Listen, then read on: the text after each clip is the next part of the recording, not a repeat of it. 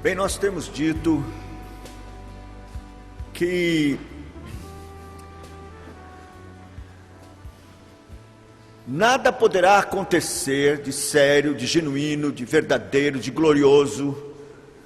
Ninguém vai andar no Espírito coisa nenhuma, a não ser que o Espírito Santo de Deus opere em nós uma verdadeira conversão.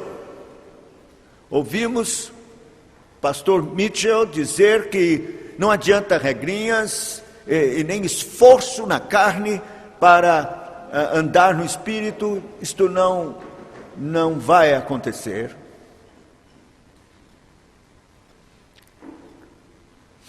E nós falamos ontem da necessidade de uma verdadeira conversão que vem através de um arrependimento também genuíno e verdadeiro, convicção de pecados.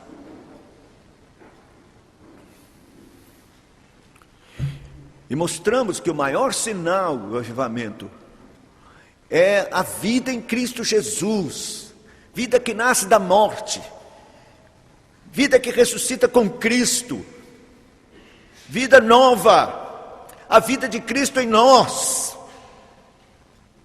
a manifestação desta vida na nossa carne mortal, a vida de Cristo em nós, o milagre do novo nascimento. Eu sei que tem se dado uma conotação,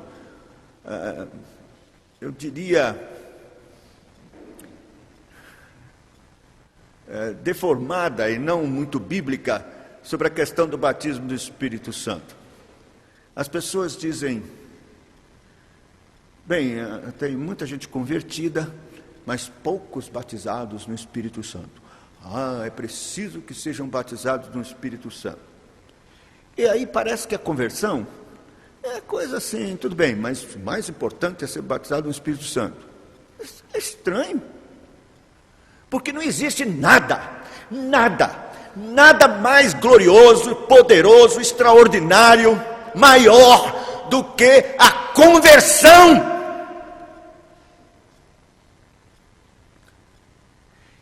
E o batismo do Espírito Santo, como nós ontem comentamos, acontece na conversão mesmo. É esse o batismo, esta é a obra do Espírito Santo, que nos batiza no corpo de Cristo. Ele nos vivifica, nos transforma, Ele nos regenera, e então nos batiza no corpo de Cristo. Eu sei que é complicado, no meu assunto não é esse, mas o que aconteceu no Pentecostes foi a ação do Espírito Santo, batizando no corpo de Cristo, iniciando a igreja neotestamentária. Os 4 grupos que foram alvos desta ação poderosa do Espírito Santo, era para mostrar que a igreja do Senhor é de judeus, é de gentios, é de samaritanos, é também de discípulos de João, e todos experimentaram este derramar do Espírito Santo e foram incluídos no corpo místico do Senhor, e a igreja do Senhor no Novo Testamento foi estabelecida. Eventualmente foram cheios do Espírito Santo, e aquelas manifestações gloriosas aconteceram dentro do clima e do propósito de Deus para o início da igreja. Assim, todo crente é batizado no Espírito Santo, no corpo de Cristo, e precisa ser cheio do Espírito Santo. Isto pode acontecer paulatinamente, de acordo com a sua vida de comunhão com o Senhor e com a sua palavra, ou pode sim, eventualmente, num momento dramático, se o Senhor assim quiser, dar uma experiência dramática de enchimento do Espírito Santo. Mas isso não é normativo. Alguns experimentaram, e muitos dos puritanos e do passado tiveram experiências assim, mas ninguém colocou isso como norma. O que é norma é ser convertido pelo Espírito Santo e batizado no corpo de Cristo. Isso é norma.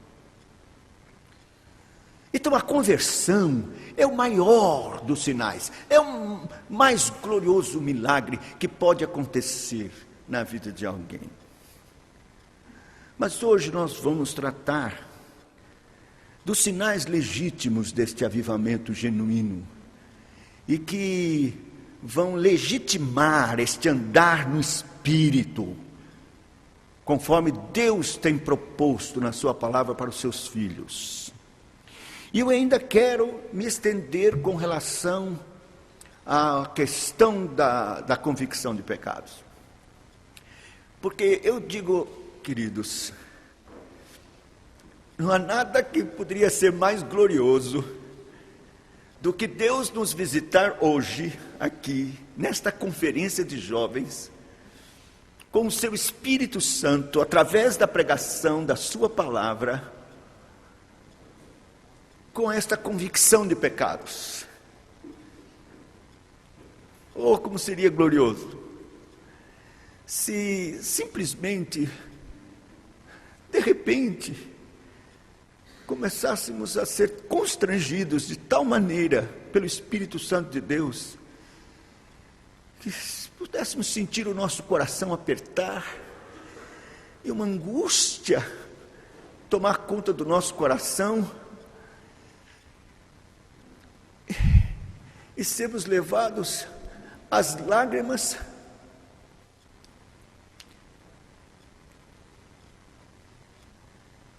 por causa da convicção de pecados.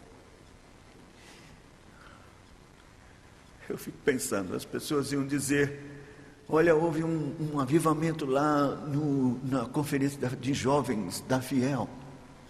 Ah, é? O que foi? Eles começaram a pular e tal, gente falou língua, como foi? Não, começaram a chorar.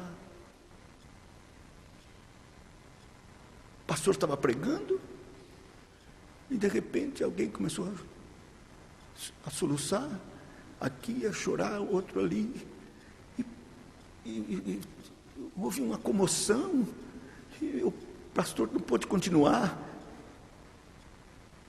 e tivemos que orar, parar para orar e pedir que Deus tivesse misericórdia. Uma contrição, um quebrantamento, algo estranho. Todos com um sentimento só, temos aviltado a Deus, temos ofendido ao Senhor, temos feito o que é mal perante os seus olhos, temos desprezado a sua palavra,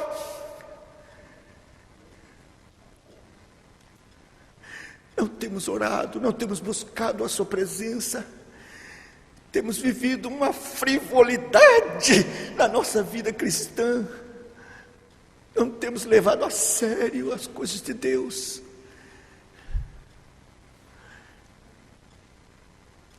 Um quebrantamento.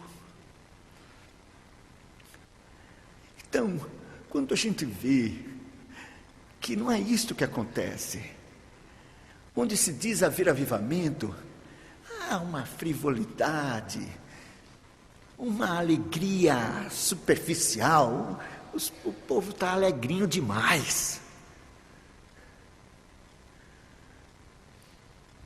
Se nós abrirmos em Tiago, no capítulo 4, quando ouvi hoje a mensagem do pastor Davi, oh, como glorifiquei a Deus por esta mensagem. Deus abençoe esse pastor. Eu não conheço ainda, mas tive a grata satisfação de ouvir a pregação fiel dos seus lábios e louvo a Deus pela sua vida. Veja o que diz a palavra de Deus em Tiago, no capítulo de número 4, a partir do verso 8, diz assim: chegai-vos a Deus, e ele se chegará a vós outros. Purificai as mãos, pecadores, e vós que sois de ânimo dobre, limpai o coração, afligi-vos, lamentai e chorai, converta-se o vosso riso em pranto, é a vossa alegria em tristeza. Humilhai-vos na presença do Senhor, e Ele vos exaltará.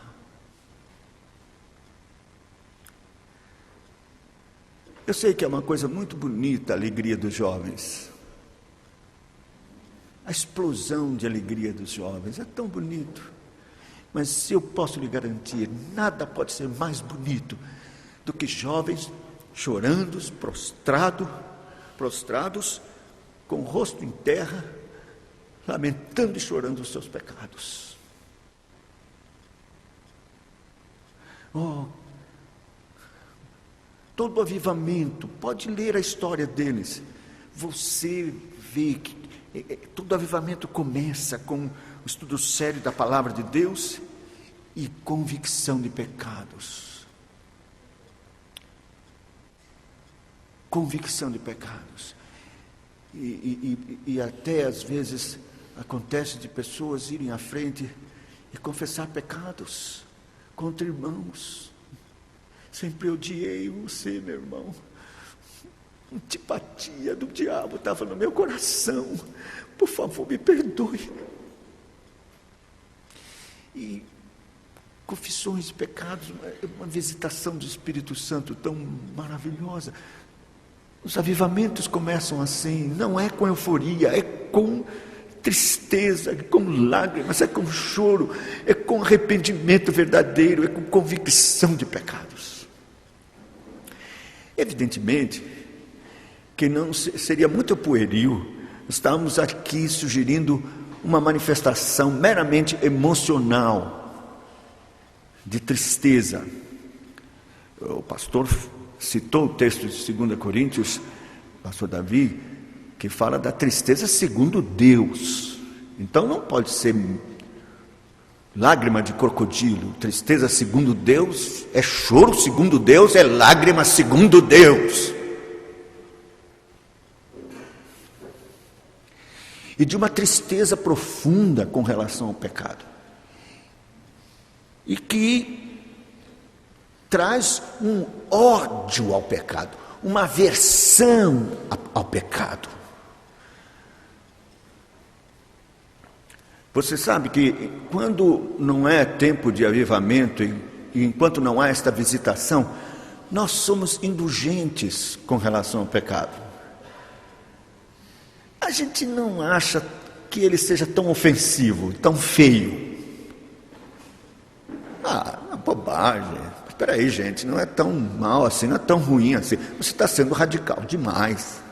Essa é a mentalidade quando não há uma visitação do Espírito de Deus. Perde-se a sensibilidade com relação ao pecado e com relação à gravidade do pecado. E começa-se a criar justificativas, mas também, porque é assim, olha, não é? Quando Deus visita com verdadeiro arrependimento, você vê o pecado como ele é, em toda a sua fealdade, em toda a sua miséria, toda a sua gravidade, quanto ele é ofensivo a Deus, e você mesmo se torna sensível ao ponto de se sentir incomodado com o pecado. Você quer ver? Por exemplo, nós assistimos televisão. Eu não sou contra assistir televisão. Eu gosto até demais de televisão, confesso. Mas o diabo usa a televisão. E nós assistimos diante dos nossos olhos. E é derramado no meio da nossa sala como um bueiro, como um esgoto, todo tipo de miséria que vem da televisão. E eu percebo que nós temos perdido este senso, esta sensibilidade com relação ao pecado, e cada vez mais nós estamos suportando e aceitando a podridão. Sabe quando você chega num lugar e você não aguenta o fedor da imundície naquele lugar? Mas daqui a pouco você começa a acostumar. Minha filha está fazendo veterinária, e quando foi ter a aula de patologia 2, que teve que dissecar uma cabra morta há não sei quantos anos, ela desmaiou. Fui no hospital encontrar minha filha, que desmaiou por causa do fedor. E agora eu pergunto, como é que está minha filha? Já estou eu mesmo dissecando. Acostumou com o fedor.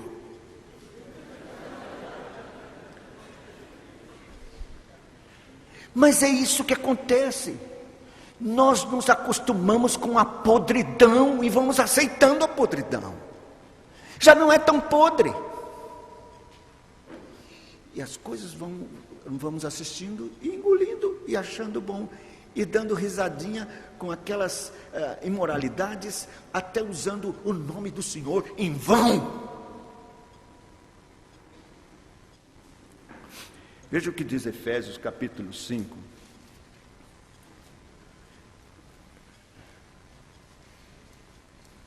Efésios capítulo 5, versículo de número 11, diz assim: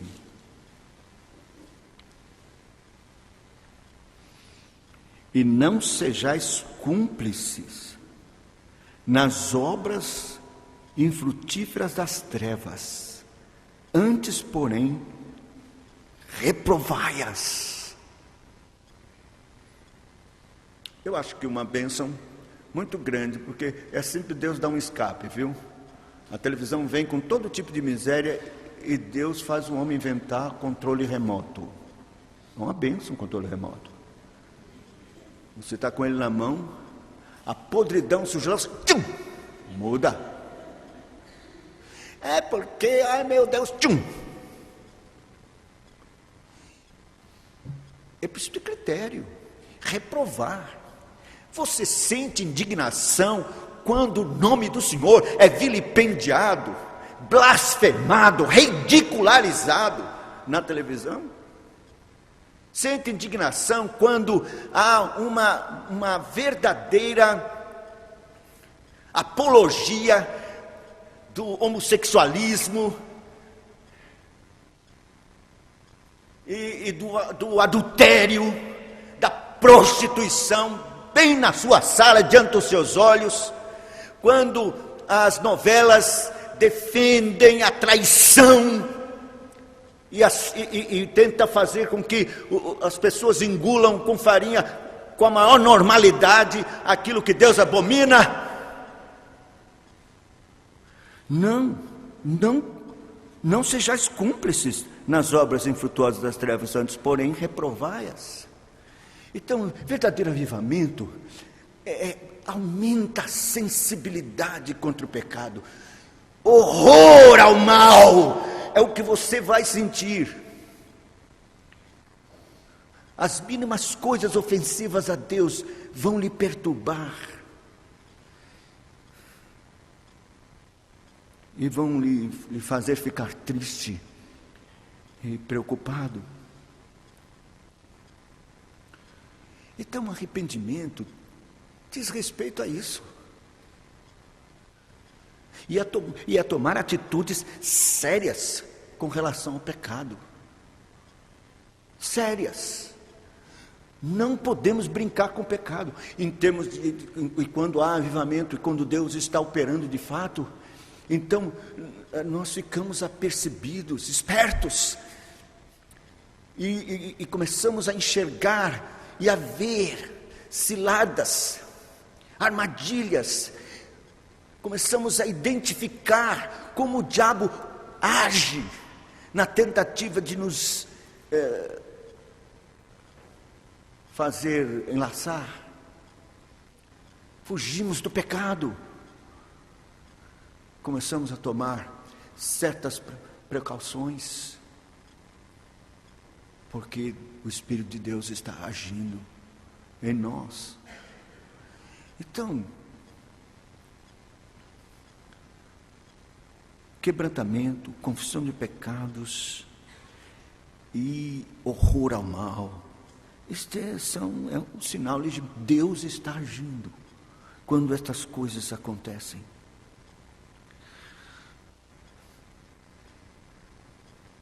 E não ficamos aí.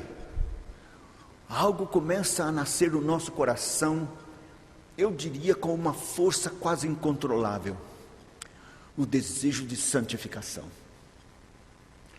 Eu sei que todo crente tem desejo de santificação. Se eu perguntar assim, você quer ser santo? Eu sei que você quer, mas é uma coisa tão tênue. Eu quero, mas parece uma coisa tão longe, tão distante. Mas quando o Espírito de Deus está agindo de uma forma maravilhosa, é como se despertasse em você uma fome, sede de ser santo. É algo até perturbador e que faz com que você até seja sufocado com esse desejo tão forte de ser santo como Deus é santo. Não é simples esse desejo que nós vivemos por aí. Não, é uma ação do Espírito Santo que move o coração. Então, você vai procurar na palavra de Deus. O que é que a palavra de Deus ensina? Qual é a base da santificação? Nós aprendemos hoje que a nossa carne sempre vai estar aí. Foi uma notícia ruim, mas bíblica que vai fazer, né? Não tem jeito. Enquanto você estiver vivo aqui, você vai lutar e batalhar com a sua carne. Mas tem uma coisa que é muito importante a gente entender nesse processo glorioso da ação de Deus na ação dos seus filhos. É que Deus promete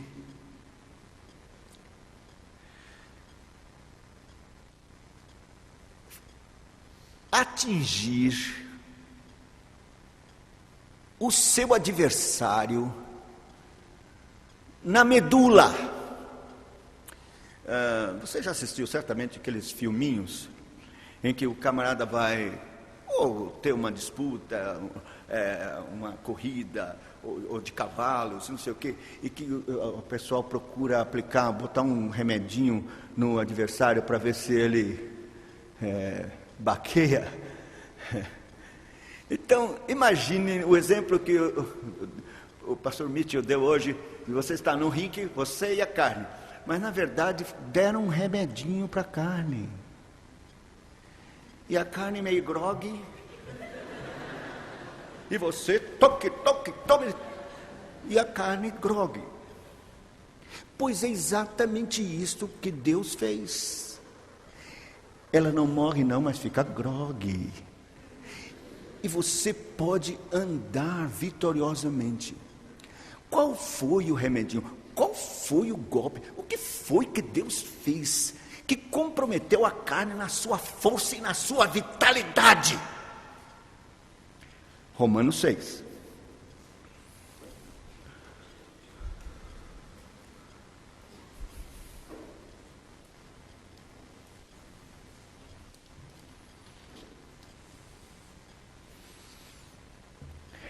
Presta atenção, a leitura disso. Com interesse, porque isso é importante. Se você entender isso, você vai recobrar ânimo nessa sua luta contra a carne. Você vai ser animado e pensar: então eu posso vencer. Então eu posso ganhar essa batalha. Eu posso ser santo. Que diremos, pois? Permaneceremos no pecado para que seja a graça mais abundante? De modo nenhum. Como viveremos ainda no pecado, nós os que para ele morremos? Ou porventura ignorais que todos nós que fomos batizados em Cristo Jesus, fomos batizados na sua morte. Fomos, pois, sepultados com ele na morte pelo batismo, para que, como Cristo foi ressuscitado dentre os mortos pela glória do Pai, assim também andemos nós em novidade de vida. Porque se fomos unidos com ele na semelhança da sua morte, certamente o seremos também na semelhança da sua ressurreição. Sabendo isso, que foi crucificado com ele o nosso velho homem, para que o corpo do pecado seja destruído, e não sirvamos o pecado como escravos. Porquanto quem morreu está justificado do pecado.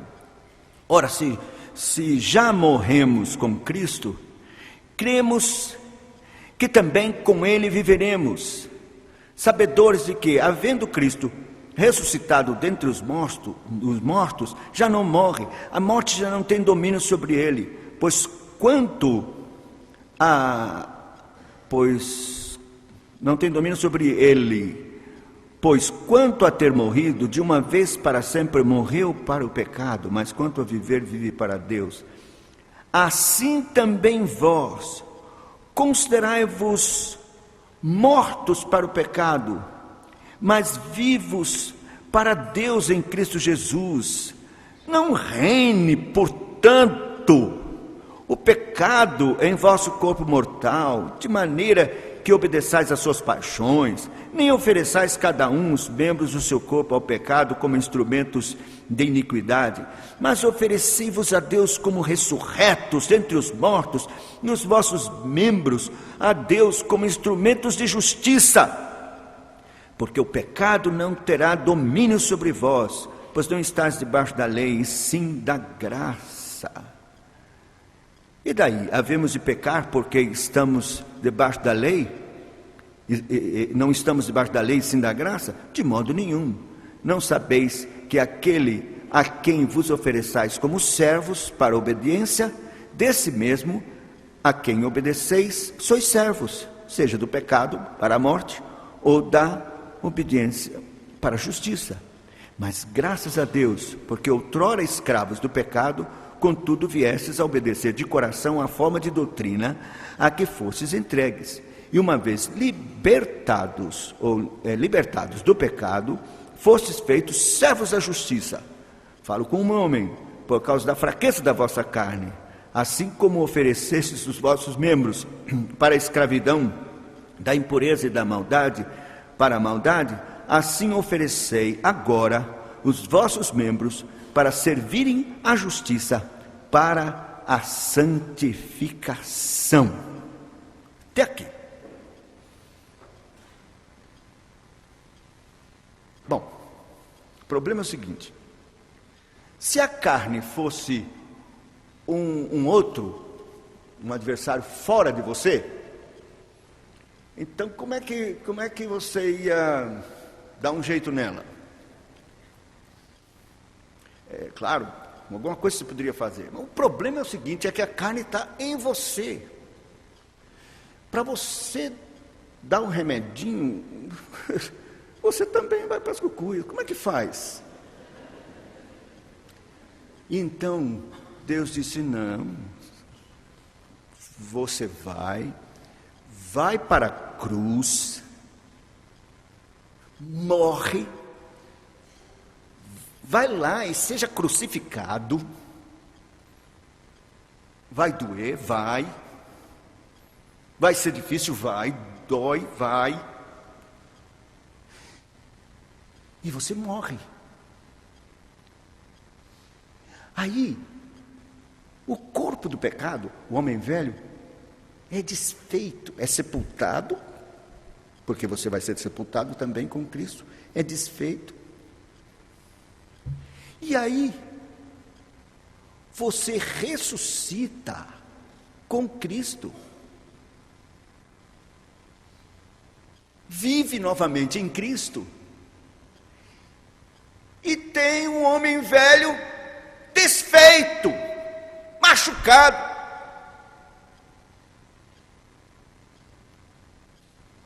É assim a carne na vida de um crente que morreu e ressuscitou com Cristo.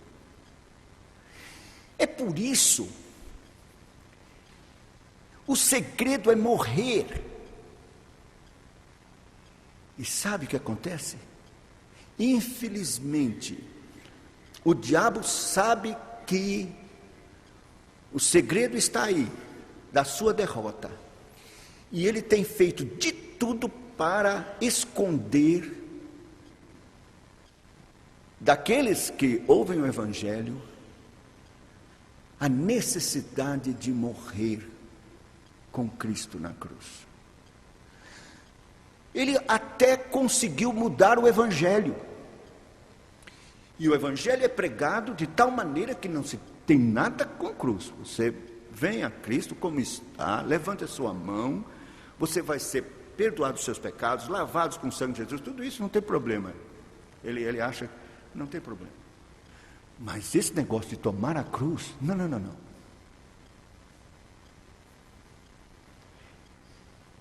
E então o Evangelho pregado hoje não tem cruz, porque o diabo escondeu. Mas foi o que o Senhor Jesus Cristo mais insistiu. Jesus disse: se alguém quiser vir após mim, negue-se a si mesmo, tome cada dia a sua cruz. E ele não está falando de sofrimento, não. Tem gente que pensa: ai, a minha cruz é meu irmão, devido ao quarto comigo, é uma miséria, é meu irmão. A minha cruz é não sei quem, é minha sogra. Não. Nada disso. Se você for no contexto, se você for para o contexto, o que é que Jesus diz logo depois?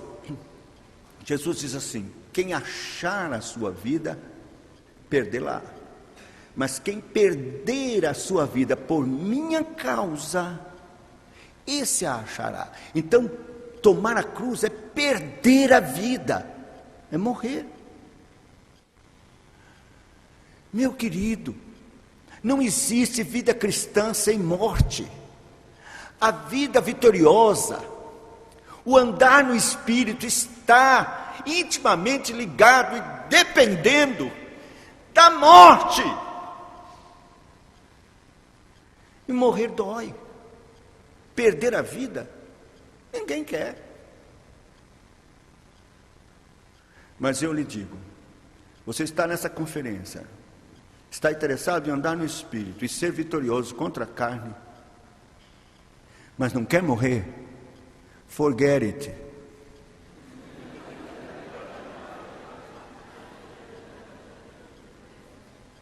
Não vai? Isso é sine qua non, estabelecido na palavra de Deus. É tomar a cruz, é morrer. Eu vejo assim, muitos crentes estão aí, querem viver a vida cristã, tal, alegrinhos,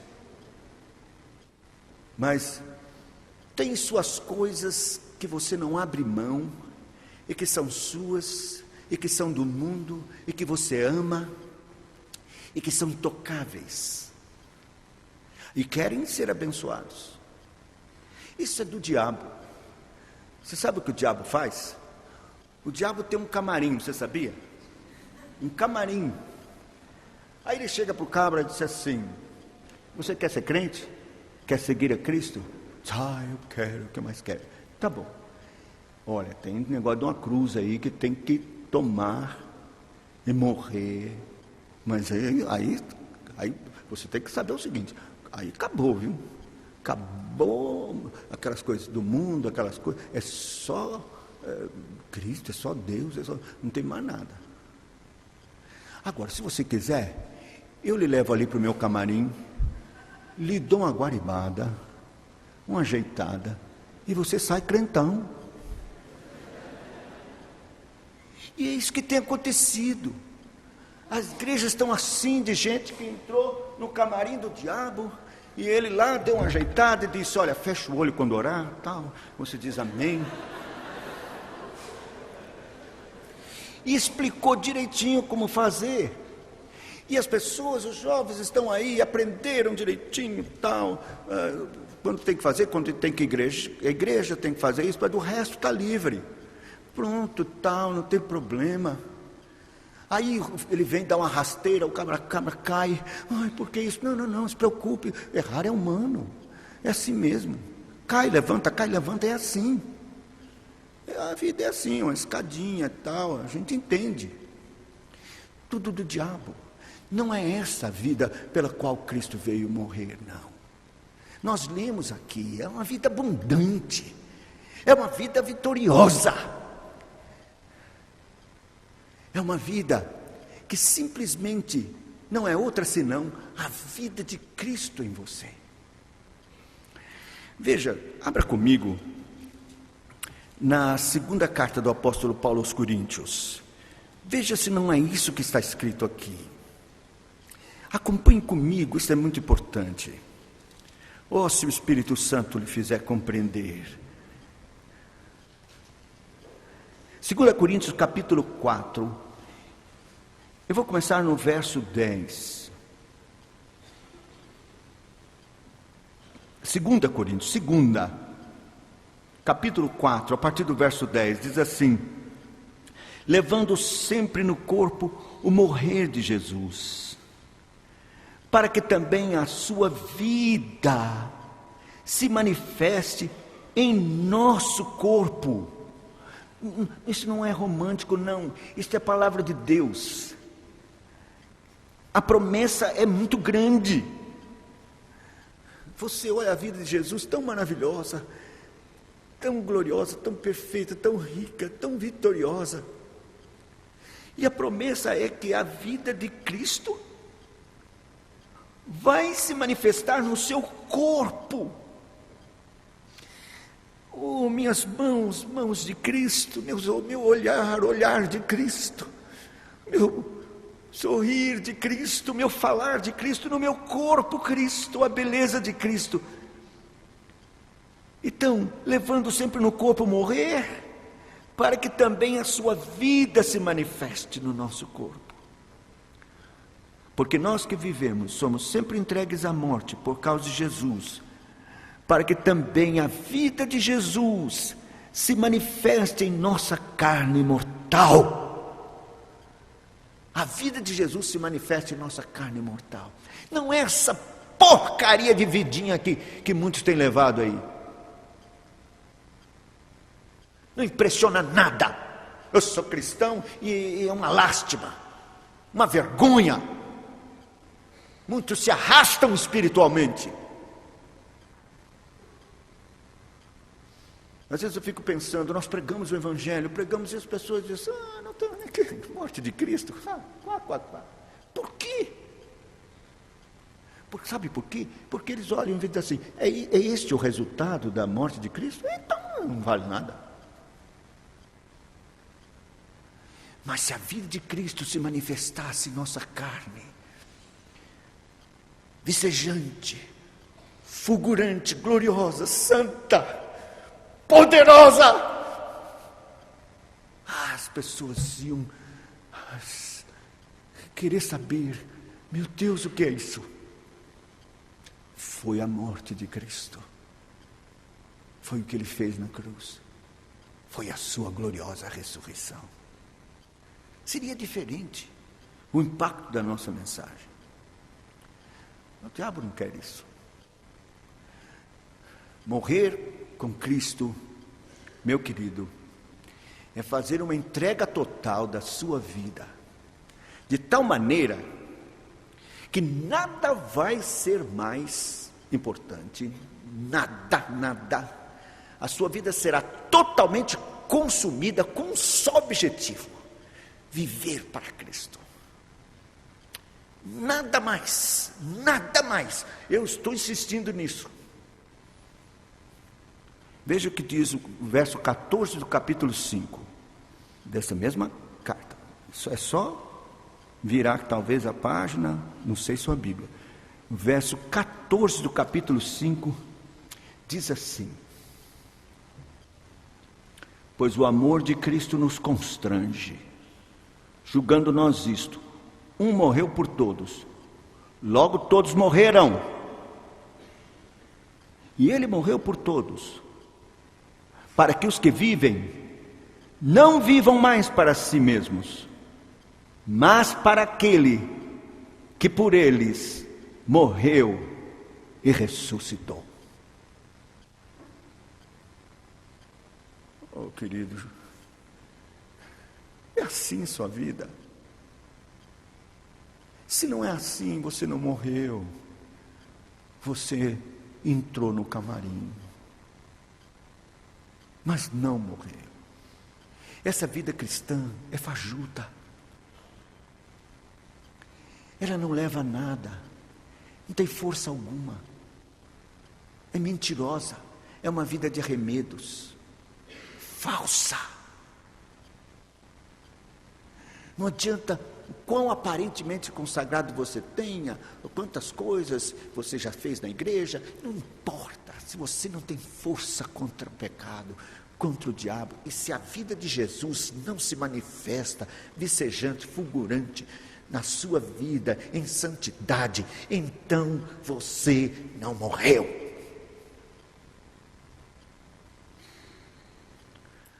Sabe, aquelas pessoas que têm o coração, gostam da igreja, se acostumaram, alguns nasceram e foram criados na igreja, não pode viver sem igreja, mas estão na igreja, mas dá uma escapadinha no mundo, volta para a igreja. É o famoso São Raimundo, pé na igreja, pé no mundo. Né? Eu ouvi uma ilustração, é conhecida demais, mas eu não me importo não, eu vou contar. Tem pregador que não gosta de contar ilustração conhecida, porque banaliza muito. Aqui estou ligado para isso, eu vou contar.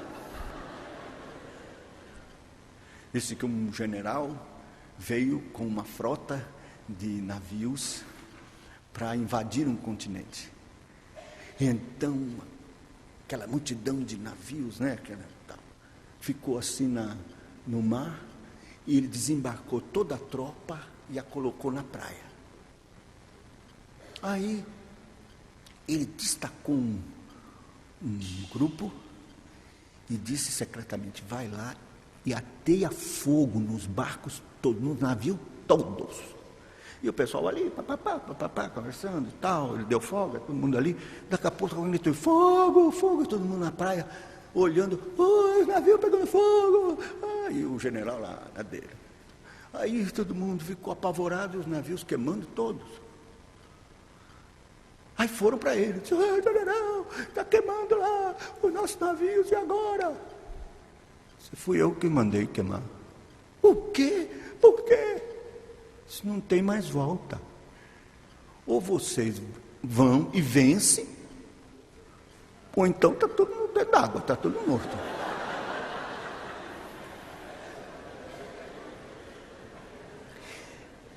Mas não é isso? Quer dizer, um bocado de jovem dentro da igreja, tal, e o barquinho ali. Aí volta.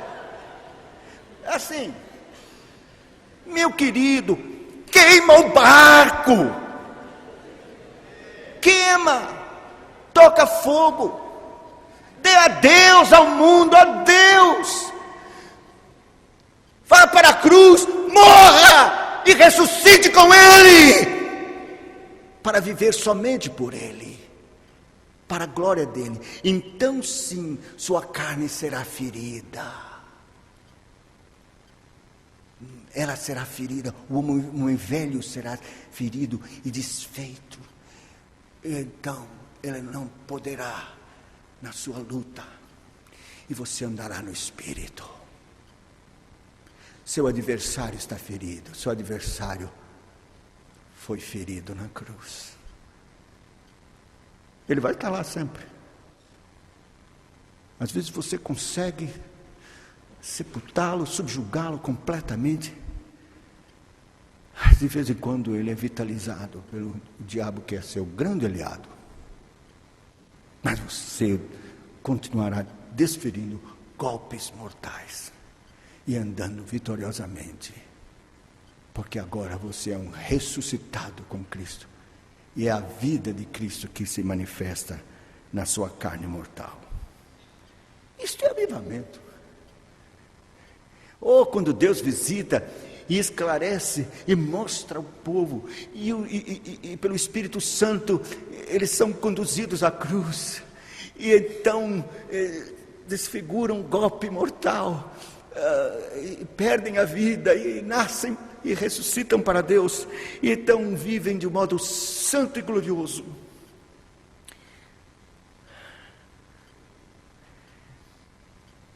E algumas coisas acontecem além da vitória com o pecado.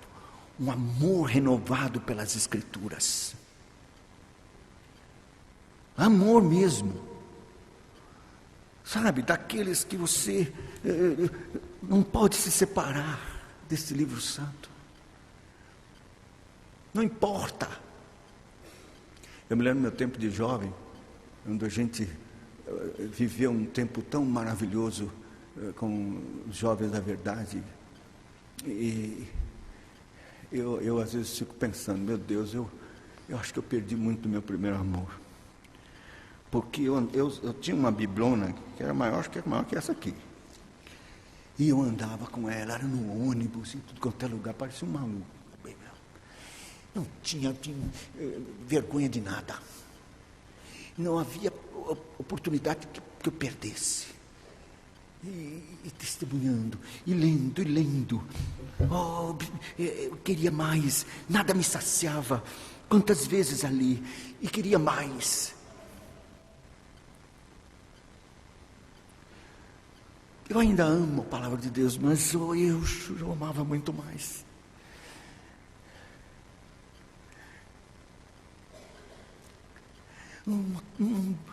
Como um favo de mel. Era algo tão maravilhoso. Ai, que doçura. E eu fico pensando, não sei, hoje, é como diz lá em Jeremias, não gostam dela. Jeremias 6 fala que eles não querem saber da palavra de Deus. Eu fico observando os cultos hoje, louvor, e na hora da mensagem, eu vou pregar nesses lugares, onde me convidar eu vou, eu tenho ido, e eu percebo, meu Deus, que vai sobrar tempo nenhum para mim, e é louvor, e aí quando, vamos passar a palavra, para pregar, eu percebo que o pessoalzinho do louvor, check, vai embora. Eu já tive vontade de dizer, ei, peraí, não, senta aqui, ó, nesse banco aqui, ó, tá vazio. Não querem saber da palavra de Deus. Mal leem domingo, uma vez por semana. Se leem. Quando o Espírito de Deus age, é uma fome e sede da palavra de Deus. Você vai ler, e quer ler.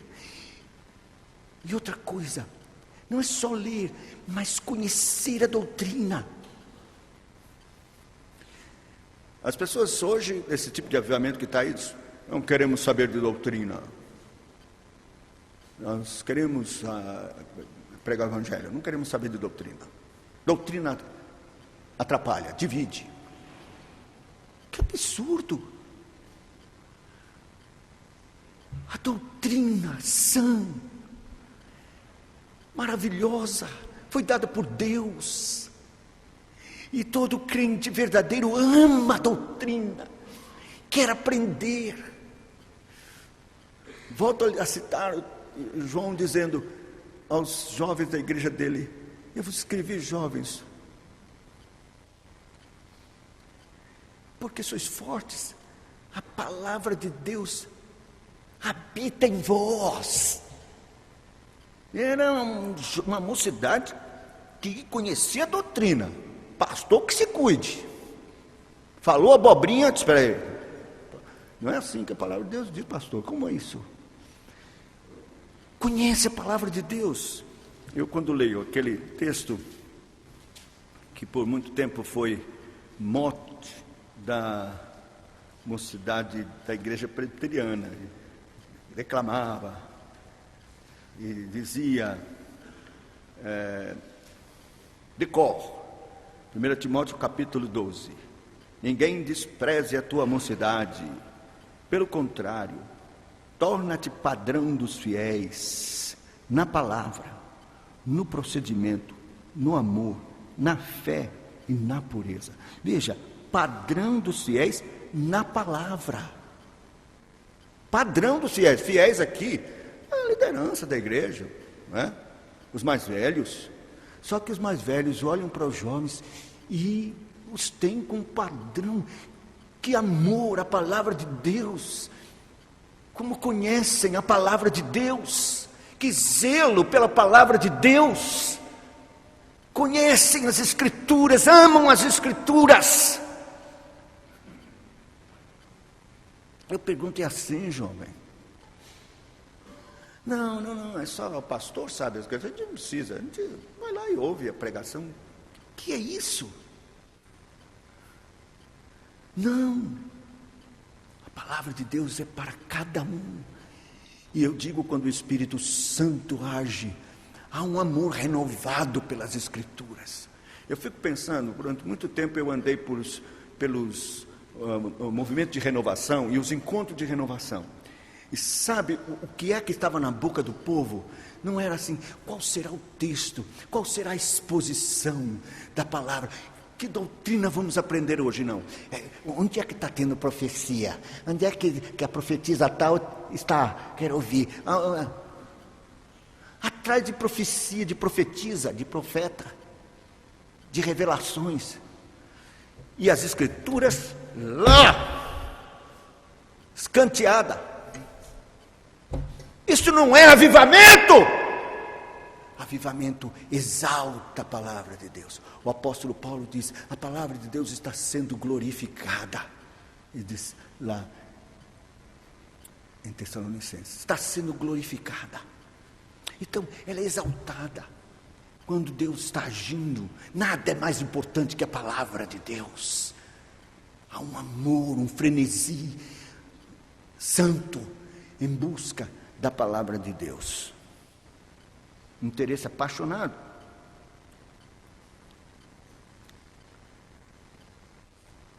Pela igreja. Pela igreja. Hoje eu estou vendo que a igreja não é mais importante.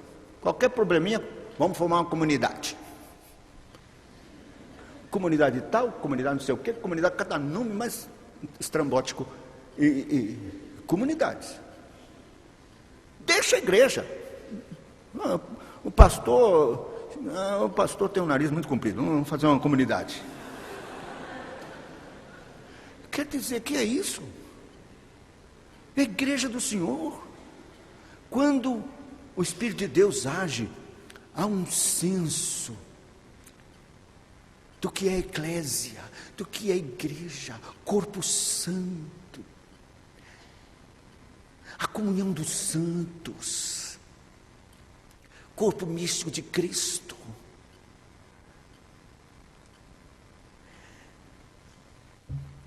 Tem gente que vai para outro lugar, diz, eu sou crente, não tem problema, essa semana eu vou para o sítio, não vou para a igreja. Eu lá vou fazer minha leitura, então, faço minha oração, está tudo bem, você está por fora, você não sabe o que está perdendo. O Salmo 133, ao quão bom, sabe que vivam os irmãos, diz o seguinte, que é como o orvalho que vem do Hermon, né? E desce sobre os montes de Sião. Aí diz assim, ali o Senhor ordena a bênção e a vida para sempre. Sião é a igreja. Sião é a igreja. É ali que estarão o sumo sacerdote das nossas almas, que é Cristo. E o óleo santo que desce sobre a sua barba e a hora dos seus vestidos. É Cristo. é onde Cristo está. E ali Deus ordena a bênção e a vida para sempre. Amar a igreja, esta é a ação do Espírito Santo. Avivamento é amor à igreja, é um comprometimento com ela, com o seu programa que Deus tem estabelecido para ela, na tarefa de glorificar a Deus e testificar do Evangelho. E então, não é aquele compromisso ativista. Eu faço parte da mocidade, é uma briga danada na mocidade, quem vai ser presidente e tal, da União, aquela confusão de departamentos e como. Não. É a igreja como um todo, amor pela igreja. E saber que Deus ali tem a bênção para os crentes. A igreja foi fundada pelo Senhor Jesus Cristo. Ele a estabeleceu. É edificada sobre a rocha, sobre Ele mesmo, Cristo.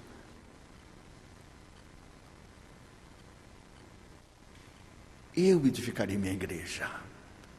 Se Ele ama a igreja, se é do interesse de Cristo a igreja, tem que ser seu interesse também. Se Ele ama a igreja, você tem que amar a igreja também. Acabar com isso, esse espírito divisionista, esse espírito de comunidade, acabar com isso. Ah, mas minha igreja tem problemas, minha igreja não quer saber da fé reformada. E você vai sair por causa disso? Se a única esperança é você, fique lá, ore, peça a Deus sabedoria e graça. Não vai ficar repreendendo o pastor, mas humildemente, ore. Distribua literatura. Peça a Deus graça, sabedoria. Ore por sua igreja. Lute.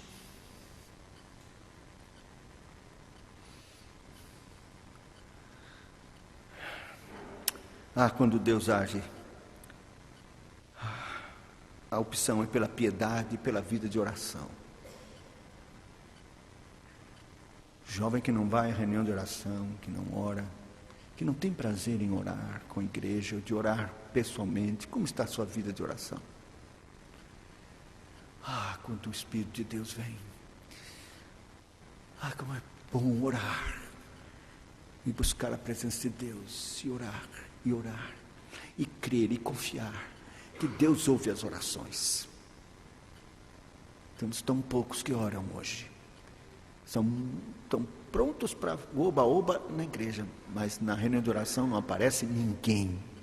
Isso não é avivamento. Deus não está operando. É carne pura. E eu vou encerrar aqui, já a última placa chegou. A manifestação de Espírito e poder resulta na conversão de grande número de pecadores. Pode demorar.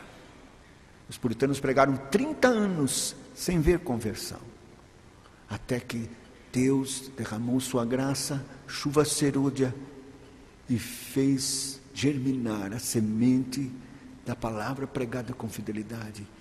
E então muitos vieram a Cristo. Virá também, não desanime, com um verdadeiro avivamento. Sabe o que é que mais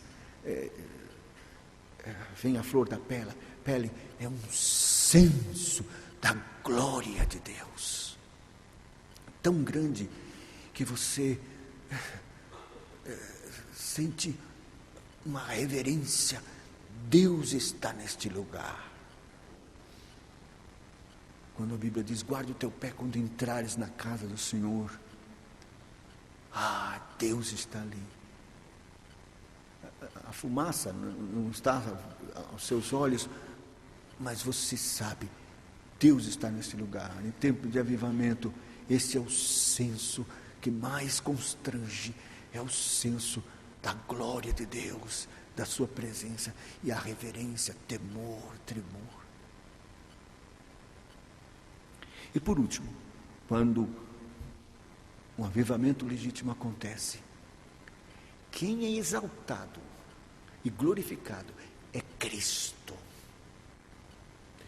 Eu acho que a coisa mais estranha do mundo é esse pessoal que se diz avivado fazer culto do Espírito Santo. Onde é que está na Bíblia isso? Não, Senhor. Jesus disse do Espírito Santo: Ele me glorificará.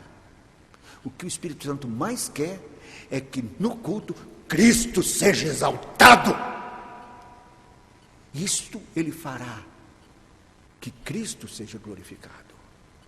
Nos Atos dos Apóstolos, tem gente que diz: ele deveria se chamar Atos do Espírito Santo. Não, ele deveria se chamar Atos do Senhor Jesus Cristo glorificado.